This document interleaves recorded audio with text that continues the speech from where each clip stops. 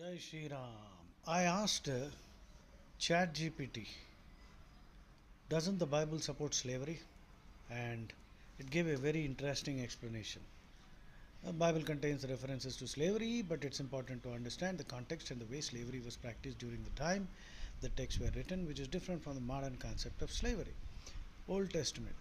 Slavery in the Old Testament was part of the cultural fabric in ancient Israel and surrounding nations.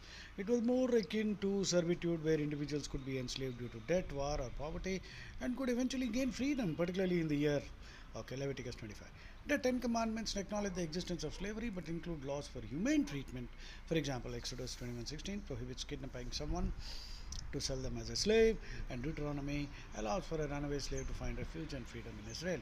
While the Old Testament doesn't abolish slavery outright, it emphasizes ethical treatment. However, many of its laws are seen today as culturally outdated. So, you this is ridiculous. Bakabakashi. In Japanese, that means ridiculous. Anyway, New Testament. In the New Testament, there are several mentions of slavery, but there's no direct condemnation of the practice. However, there are verses that emphasize equality and compassion. Arey, why can't you condemn it, damn it, yaar? In Galatians 3.28, blah blah blah. In Philemon, Paul encourages the master of a runaway slave to treat the slave as a brother in Christ. And however, Ephesians 6:5-9, Colossians, slaves to obey their earthly masters and encourage masters to treat their slaves. Even Jesus said something like that. Huh? And rather than a moral and art. Later interpretations see how it is struggling to defend.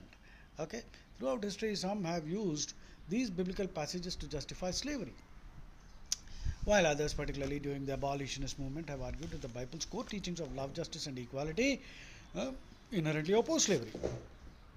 Oh my God. So, in summary, the slavery is present, and slavery is present. The ethical evolution within Christianity and broader moral arguments rooted in the Bible led to the eventual rejection of slavery as an acceptable practice. Or they should have rejected the Bible itself. The key shift in understanding, blah blah blah. I just said this is casuistry. Casuistry means sophistry, specious argument. That means false but convincing arguments. Look at how ChatGPT is bending over backwards to defend Christianity. Then it says, you're right to a point that it is drifting into casuistry.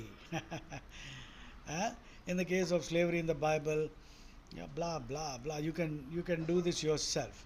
Okay, I just want to take you down to the. Does this clarify your point? I said no. There's no slavery in Sanatan Dharma, and it's strange and indefensible that Jesus didn't condemn, let alone abolish slavery. Yes, here slavery. ChatGPT gave a very nice answer and accept